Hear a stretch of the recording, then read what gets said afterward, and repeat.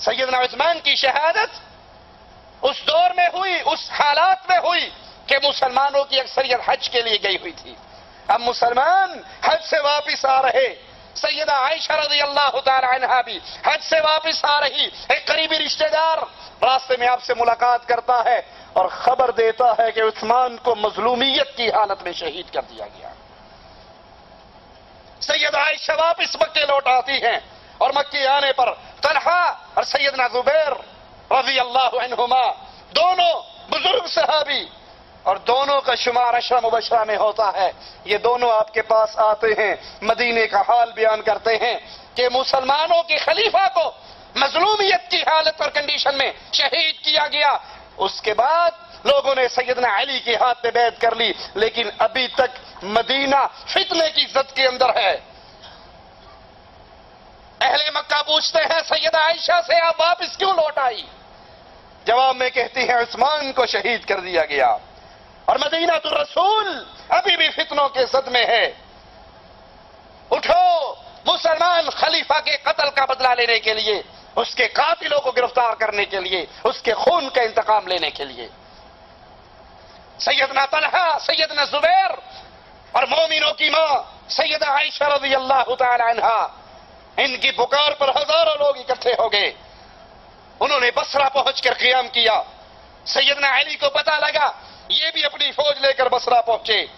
سیدنا علی نے سیدہ عائشہ رضی اللہ تعالی عنہما سے پوچھا آپ کیوں آئی ہیں؟ آنے کا کیا مقصد ہے؟ انہوں نے کہا ہمارے آنے کا مقصد ہے کہ عثمان کے خون کا بدلہ لیا جائے، اس کے قاتلوں کو گرفتار کیا جائے. سیدنا علی نے کہا یہی مقصد میرا بھی ہے، میں بھی یہ چاہتا ہوں کہ عثمان کے قاتلوں کو گرفتار کروں، لیکن علی کو مشکل یہ ہے کہ موقع کا گواہ کوئی نہیں. علی کو پریشانی یہ ہے موقع کا گواہ کوئی نہیں. دیکھے کون، بتائے کون؟ سیدنا عثمان تھے، سیدہ نائلہ تھی، موقع پہ کوئی گواہ نہیں اور وہ پہچانتی نہیں. قاتلوں کا گروہ جو اس غرض سے آیا وہ ہزاروں کی تعداد میں، اور یہ ہزاروں باغی بھی تائب ہو کر مسلمانوں کی فوج میں داخل ہو کر میرے ہاتھ پہ بیعت کر چکے ہیں، اسلامی فوج میں شامل ہو گئے ہیں. سیدہ عائشہ رضی اللہ تعالی عنہا سیدنا علی رضی اللہ عنہ وارضا کی پریشانیوں کو سمجھ گئی اور یوں معاملہ صلح و صفائی کے ساتھ اختتام پذیر ہونے لگا کہ عبداللہ ابن سبا یہودی کی اولاد جو مسلمانوں کی اس عمارت کو کمزور کرنا چاہتی تھی، مسلمانوں کے اس مرکز کو کمزور کرنا چاہتی تھی، جو نہیں چاہتی تھی کہ مسلمانوں میں اتحاد اور اتفاق ہو اور مسلمان پھر جہاد کے راستے پہ چلتے ہوئے کفار کے علاقوں کو فتح کرنے لگ جائیں. ان کے کچھ لوگ اس لشکر میں اور کچھ لوگ اس لشکر میں، ادھر والوں نے ادھر پہ حملہ کیا، ادھر والوں نے ادھر پہ حملہ کیا. سیدنا علی سمجھے کہ سیدہ عائشہ کے لشکر نے ہم پہ حملہ کر دیا اور سیدہ عائشہ سمجھتی ہے کہ سیدنا علی کے لشکر نے ہم پہ حملہ کر دیا. جنگ بھڑک اٹھی، دونوں طرف سے بھرپور جنگ. بالآخر سیدنا علی رضی اللہ عنہ وارضا کی فوج کو فتح نصیب ہوئی. سیدہ عائشہ کے پاس ان کی خیریت دریافت کرنے کے لیے ان کے بھائی محمد بن ابو بکر کو بھیجا اور پھر خود حاضر ہوئے اور سیدہ عائشہ کی خیریت دریافت کی. اور پھر ان کے بھائی کے ساتھ کچھ دن بصرہ میں قیام کرنے کے بعد ان معزز خواتین کو سیدنا علی مکے کی طرف روانہ کر دیتے ہیں.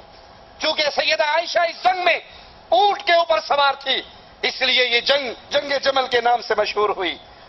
جنگ جمل میں سیدنا علی نے کچھ دن بصرہ میں قیام کیا، پھر 12 رجب 36 ہجری کو کوفے چلے گئے اور یہاں پہنچ کر انہوں نے ایک قدم جو اٹھایا بہترین سوچ کی بنیاد پر، وہ یہ تھا کہ دار الخلافہ مدینے سے اٹھا کر کوفے منتقل کر دیا تاکہ مدینہ الرسول مسلمانوں کے ان اختلافی معاملات، ان جھگڑے، فتنے اور فساد سے محفوظ رہے. وہاں یہ آگ، فتنوں کی آگ ٹھنڈی پڑ جائے، مدینہ الرسول کے اندر پریشانیوں کے بادل چھٹ جائے، دار الخلافہ کو اٹھاتے ہیں اور کوفے منتقل کر دیتے ہیں. اور پھر امیر معاویہ رضی اللہ عنہ وارضاہ کو خط لکھتے ہیں کہ جس طرح مہاجرین اور انصار میرے ہاتھ پر بیعت کر چکے ہیں، اے معاویہ رضی اللہ عنہ وارضاہ تم بھی میرے ہاتھ پر بیعت کرو، اور پھر قاعدے کے مطابق سیدنا عثمان رضی اللہ عنہ وارضاہ کے قتل کا مقدمہ میرے دربار میں پیش کرو، میں اللہ کی کتاب اور رسول کریم صلی اللہ علیہ وسلم کی سنت کے مطابق اس کا فیصلہ کروں گا۔ سیدنا علی خط لکھ کر امیر معاویہ کو قائل کر رہے ہیں، اور مشکل کشا کو کسی کی منتیں کرنے کی ضرورت، وہ تو مشکل کشا ہوتا ہے، ایک حکم میں جو چاہے کر دیتا ہے۔ ایک ظالم کہتا ہے علی کی بادشاہی ہے، علی اسم الہی ہے،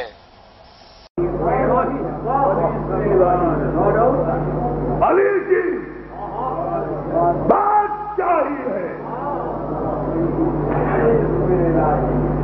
علی اسم الہی ہے،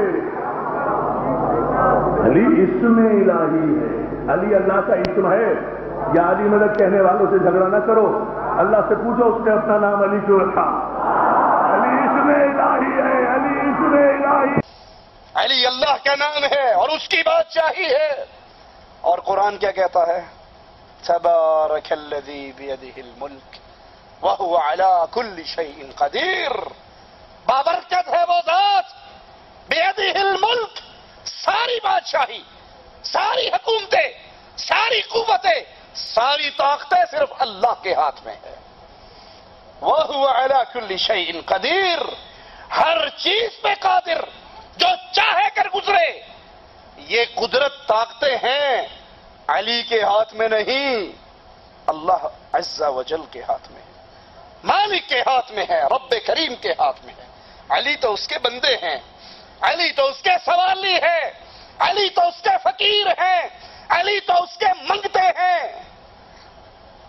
بادشاہت اللہ کی ہے، لہ الخلق، مخلوق اللہ کی ہے، امر بھی اللہ کا ہے، حکومت بھی اللہ کی ہے۔ اور علی معاویہ کو خط لکھتے ہیں، خط لکھ کر ان کو معاملہ سمجھاتے ہیں۔ جس کے ہاتھ میں بادشاہت ہو، کنٹرول ہو، مشکل کشائی ہو، حاجت روائی ہو، اس کو کسی کی منتیں کرنے کی ضرورت نہیں ہوا کرتی۔